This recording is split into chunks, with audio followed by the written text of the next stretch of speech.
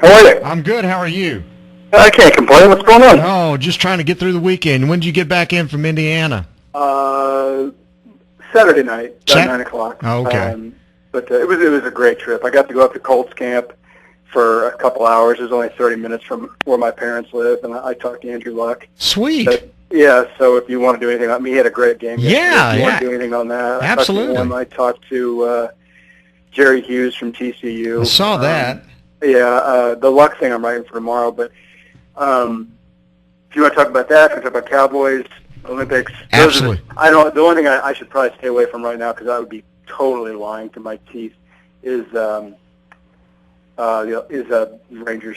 Yeah, I'm kind of in the same boat right now. I was in Houston all weekend for a wedding anniversary party, so I just kind of lost on some of that. So, okay, we'll get started here. Okay. Now on the APEC VIP hotline, cutting-edge training for the serious athlete, apecgo.com. Joining us right now, writes the Big Mac blog and columns for the Fort Worth Star-Telegram. It's Mac Engel. How you doing, sir? Good, Bryan. How are you, sir? Doing very well. I know you were in Indiana over the weekend, taking a little short vacation, and so you got lucky. Oh, sorry. Very pithy. I'm impressed. I'm actually right. Yes, I was in Indianapolis all last week, and I went to Colts camp in the middle of the week. And, Sweet. I got a chance to talk to Andrew Luck for a few minutes, and came away pretty impressed. I would be lying if I said I was not impressed by who that guy is. I was just listening to something coming over here to the station, and somebody was saying, as good as this kid is, the people that know him, his teammates, his Stanford teammates, coaches, all, they say, we just still don't have any real grasp on just how great this guy is. And then he goes out and does what he does in the first exhibition game. And I know it's exhibition football, but I mean, a touchdown pass on your first play, granted it's a little 3-yard dump pass that goes on. But I mean, then he throws another touchdown pass and the guy's out there just, firing away like he's been at it for 5 years. It looks pretty, I wouldn't say easy, if that's the wrong word. And you're right, it's preseason, who cares? Nobody's really, killing themselves just yet. But there are so many different parallels and similarities between him and Peyton Manning. It's amazing. And it really is. They were both groomed for the positions that they are in since middle school. And they just kept growing, they kept getting bigger, they kept maturing, they kept developing.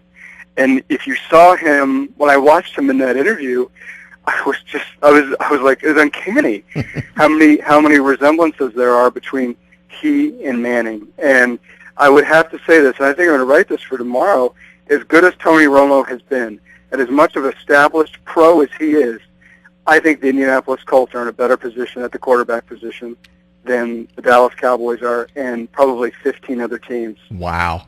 I mean, and I know that's a big statement because Romo's done it in the NFL and Luck hasn't done anything in the NFL.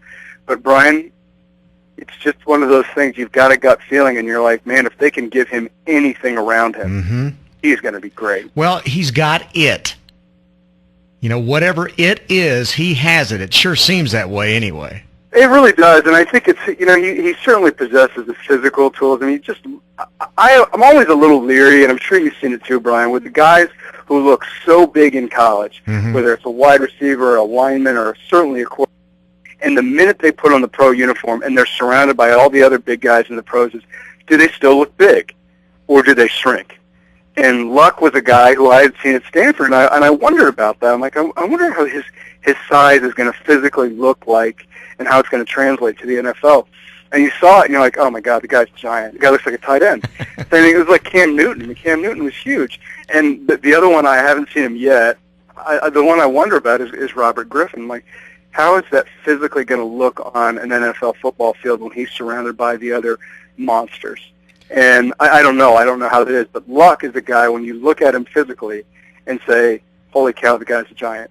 So you would think physically he can take a hit and be okay. And Manning, the difference, and Luck could not have developed this yet. One of the things that Peyton Manning did as well as any quarterback ever has is he knew when to get rid of the ball, and he never got hit. The guy never got hit. And if Luck can figure that part out of it, then he'll buy himself, more time on the football field. Sure. Well, and speaking of, because again, I'm not a big exhibition football fan, but I find myself more interested in tonight's Cowboys game than I have been in a preseason game in a long time, because I'm just wondering if they're going to pull people out of the stands to play receiver tonight. Pretty bad, isn't it? It's awful. I mean, yeah, it really is. And with Dez not able to play, with Miles Austin not able to play, I mean, it's like throwing a bunch of junior high kids out there. I mean, their receiving situation is just pathetic. Yeah, and and it was equally bad last year coming out of camp when they just absolutely ass backward fell into Lauren Robinson. I mean, nobody saw that coming, and nobody did. Neither did Lauren Robinson. So you would think that opportunity will meet somebody there and on that team, and they'll be able to figure it out and do it. But because if you looked at what Lauren Robinson was before he came to the Cowboys, it wasn't like you'd say this guy was a really quality third option. The thing that scares me for the Cowboys is that whoever this third option is right now that nobody really likes at wide receiver, my gut tells me he's not going to be the third option. He's going to be the second option. Yeah. Because you just can't assume that Dez is going to go for 16 and that Miles Austin's going to go for 16. So if they're not, we're not talking about the third wide receiver. You're really making him the two. And who's that going to be? I don't know. Maybe one of these guys will figure it out, and they'll do it. But I'm with you on this one, Brian. What you see right there is not great. No. You never know. And preseason football is garbage. You never know. Maybe one of these guys will hit. Kevin Ogletree's Kevin Ogletree. The fact that he's made it as long as he has is great. But, I mean, come on. It's probably not there for him. No. Dane Harris or these other guys. I mean, I don't know how you could not be skeptical. And every NFL team always has some massive hole. Everyone. And the receiver position, given the fact that neither of their top two guys appear to be able to stay healthy for 16, and now it looks like, they don't have any quality guys behind them. So I don't know what they're going to do. It looks to me they're not going to sign Chad Johnson or they're not going to go after Plaxico Burress because I don't think they want those headaches. So if you don't want those headaches, you got to go with what you got, and what they have right now doesn't really inspire very much, does it? No, not at all. All right, let's shift gears real quickly and talk about the Olympics. Now that the games are over, a smashing success for the United States. I know your wife's been over there all this time covering this stuff. That's got to really torque you, first of all, that your wife's over there covering this stuff, and you got to stay home with the kid. It's been actually a lot of fun. I can't really complain. I think the only thing that was tough is last night our power got knocked out, so instead of a 75-degree house, it was about a 90-degree house. That's always fun. No. But, no, it was fun. I mean, it's actually been really good. I have no complaints about it. I've done an Olympics. I think member of the media who's covered an Olympics knows what a grind it is and know that it's an 8 a.m. to 2 a.m. day a lot of times, and it's a lot of fun, and it really should be on everybody's bucket list, whether to work it. I volunteered at one and covered one for the paper, and they're fun. I know what the Olympics is. I'm not kidding myself that this is some amateurism thing anymore. No. Those days are so long gone, and I don't have any problem with it. I love watching it, and I certainly enjoyed watching USA play Spain yesterday in basketball. That was a great game. Really was. I really enjoyed it, and watching it, Brian, it made me think that in watching Paul Gasol play the way he did, as aggressive as he was, it reinforced something to me that I'm not sure a lot of Americans know, which is, there are a lot of complaints about foreign players in the NBA and the NHL.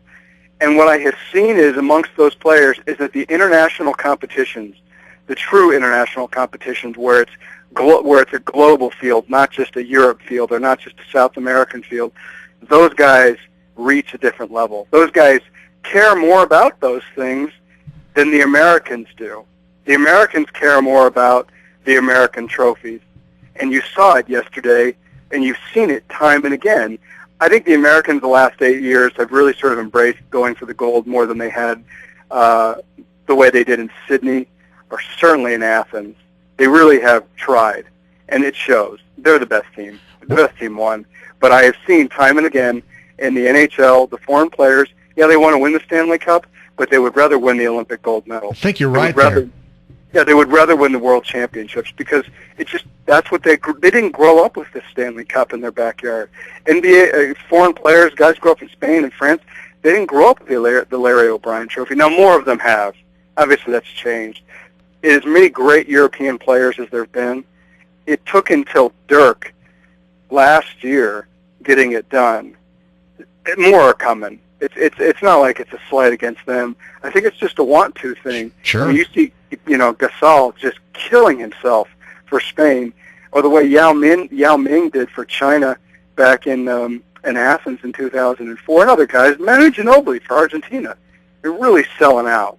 You can just see it. They just probably wanted a little bit more. I'll tell you what was my favorite moment in that basketball game was watching at the in the last minute when Chris Paul drives for the layup. That's kind of the dagger, and they take a 104-93 lead. Did you see Krzyzewski go nuts? I mean, did you see him jumping up and down like a little kid? I've never seen Coach K do anything like that in my life. Now I've seen him chew some people out, but that was hysterical. Yeah, it was great, and you could tell, you could tell he wanted it. They really wanted it, and I think there is a tremendous amount of burden on Krzyzewski and General Manager Jerry Colangelo, and even the players. They know they're supposed to win this thing, and I think one of the most enjoyable things to watch has been really how all of those players, they all go into that tournament, and they all go to Coach K and say, whatever you need. Mm-hmm. Here, whatever you need. This is not a star treatment thing. We just need to win this thing. And I think they do feel some genuine sense of responsibility of keeping that sort of aura and really the gold medal back for Team USA. Whereas in 2004, when I covered the Greek games, and it was a B-list roster if there ever was one of the NBA, it just wasn't the passion, the want to. They took it for granted. It was all of it. The passion wasn't there. The want to wasn't there. They took it for granted. And quite frankly, it was not I don't think it was a team comprised of bad guys, but it was no one rooted. Americans didn't root for that team. No. Americans root for this team. Yeah, it was a great moment, and the whole thing it ended up being a really enjoyable games and good stuff. Sorry to see it 4 years away because it was fun, and I hate to see it end, but it was fun. Hey, okay, so you guys, what's the blog going to be I don't know. That's a good question, Brian. What would you like me to write about? Hey, this is what I know. I will probably be staying away from the Casey Paha TCU faithful. I'm still getting the occasional unflattering email. So that's how your power went out. Yeah. I don't think that's a coincidence. There's a couple different things. Actually, you know what, Brian? I don't know if you remember this. I just talked to this guy when you initially called. There's a movie getting ready to come out. It's a docudrama called The Imposter. This is a story back in, I think, 94, around San Antonio, where this kid had gone missing. He's a 14-year-old kid, and 3 years after he went missing, he shows up to the family. And it was a really big story, and this guy has chronicled it in a docudrama. It's outstanding. It's called The Imposter, and it's about a Frenchman who came to the United States and deceived the family into believing that he was their missing son. Oh, my gosh. Oh, it's awful. I mean, it is a really, really powerful movie. It's getting ready to come out, I believe, on Friday. It won all these awards. It's Sundance and all these other things. But if you get a chance, Brian, I just interviewed the director. It's a very interesting guy.